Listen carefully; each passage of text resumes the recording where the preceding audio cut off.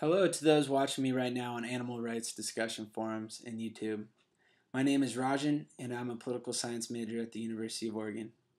For the past 4 weeks, I've been taking a political science class called The Matters of Life and Death, which looks into the morality and philosophies of issues surrounding death, such as abortion, euthanasia, war, and animal rights.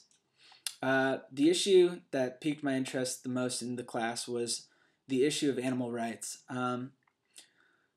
What made me most interested about the discussion of animal rights was the 2007 court case against Michael Vick, a talented and very popular NFL quarterback.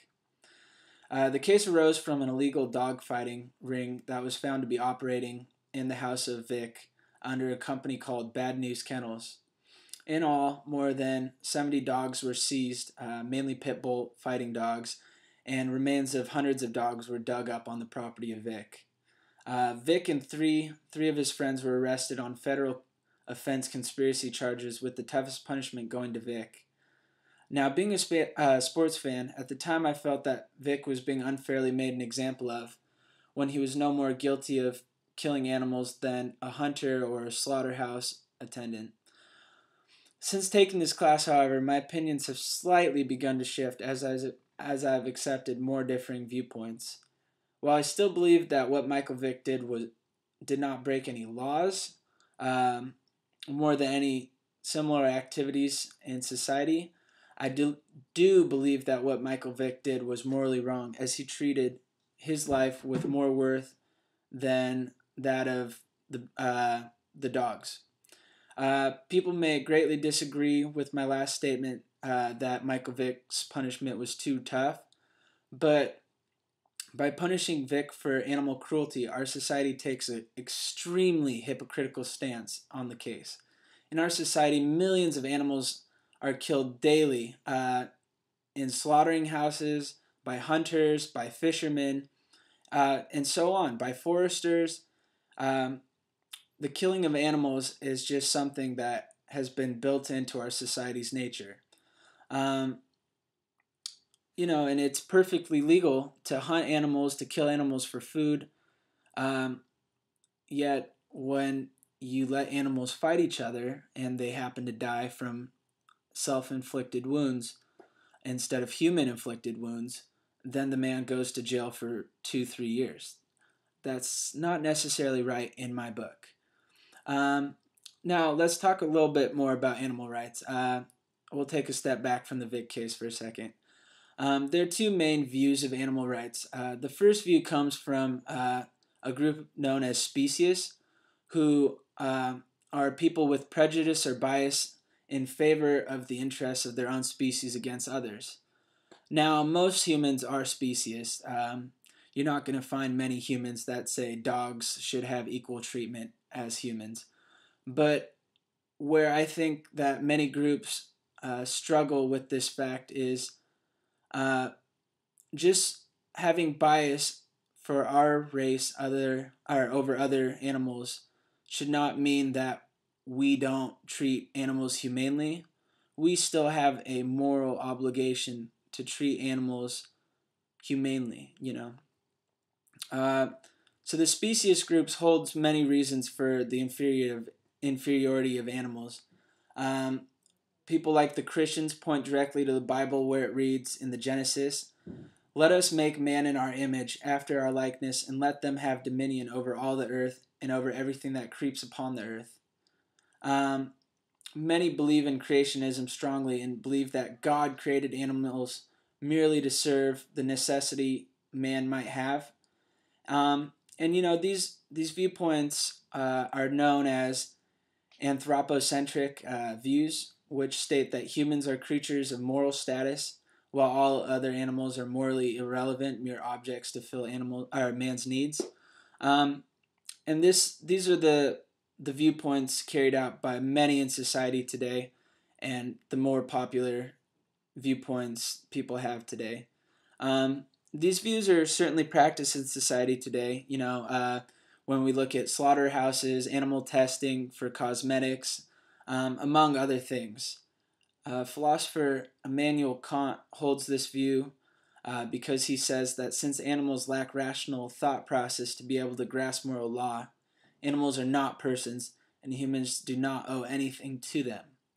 Now, what he's saying is, since animals cannot have the same brain function as humans and the same rationality, that he believes that we as humans do not owe them anything when it comes down to treatment, how we kill them, And while I disagree with this fact, I can see where he's coming from, but I also disagree and say that he would point to animals such as ants and termites as inferior, just animals that mean nothing. They're they're completely irrelevant. But yet these animals have the brain process to build incredible mounds and houses in deserts and survive in like 10-story ant mounds or termite mounds. That takes a lot of ingenuity and brain function to be able to engineer these mounds without the technology that humans have. So as humans and species with greater ability to make an impact on the earth, should we have an obligation to end animal suffering, though? Philosophers such as Peter Singer would argue that we should prevent animal suffering regardless of the species, whether it's human, dogs, ants, anything, fish. He goes on to introduce what he calls the equal consideration principle, which he says the basic principle of equality does not require identical treatment, but it requires identical or equal consideration. Now, some might be a little confused by what this principle means, but what Singer is trying to say is that animal experimentation is not just. What Singer is trying to say is that we should only treat animals in a way that we would consider appropriate to treat a human baby. For example, Singer says that animal experimentation is not justifiable because if you're performing acts that you would consider too unsafe for humans, then it should be considered too unsafe for animals as well. And while I agree with this, I do believe that holding the life of a human above the life of an animal is important, since I do believe that humans can directly make an impact on the earth for animals in the future. And going back to philosopher Immanuel Kant, he also believed that humans owe animals nothing, but he also believed that scientific testing on living animals was cruel and unusual. He did say that these acts of cruelty could be justified since their aim was justifiably, for the best of mankind. But he adds that such cruelty for sport cannot be justified. And this point brings me back to Michael Vick. What Michael Vick did was act extremely cruelly by forcing hundreds of dogs to fight for sport, purely for sport. And he made them fight to the death for this sport. Around the world, however, although the acts of Vick are morally wrong, they would not be considered illegal in many places. Millions of people in this country alone hunt millions of animals for sport. One of the main reasons for the outrage towards Vick was the mere fact that the violence was committed towards man's best friend, dogs. But should dogs be held to any higher standard than any other animal? Freyfogel, a philosopher named Eric Freyfogel, says that all animal life is special, even if some strike us as a bit more special than others. And he goes on to say that animal rights activists get mixed up in the debate for claiming moral difference between certain animals. Now, I do believe that dogs have higher brain function and capacity for thought, but I do not believe that we should hold dogs ahead of any other species. Should our should our society hold protections for dogs higher than other species? And I do not think we should, because all life is amazing, as Freyfogle said, and should be protected by the best of its ability. I'm gonna leave you with this thought to back up my point that although what Michael Vick did may have been morally wrong, I do not believe he should have been punished for what he did as strongly as he was, or even at all.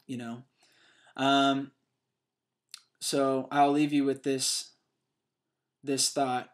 Um, if we have Michael Vick serve years in prison for acting cruelly towards animals, should we do the same for men and women who slaughter animals for meat to eat? Or for that matter, should we uh, arrest everyone for consuming those animals to be held accountable as accomplices? It's something to think about. He killed dogs for sport, but he also gave them habitat, he gave them food, he took care of them. We don't judge slaughterhouses who hold animals in cages without any moving room, without much food, solely to be killed in a year's time. Should we hold Michael Vick in a prison for 3 years for what he did, and not hold slaughtering companies or hunters in prisons for what they did? Thank you. I hope you agree with some of my points, or you can add something to the discussion. I'd like to hear what you have to say. Please reply to my video. Thank you.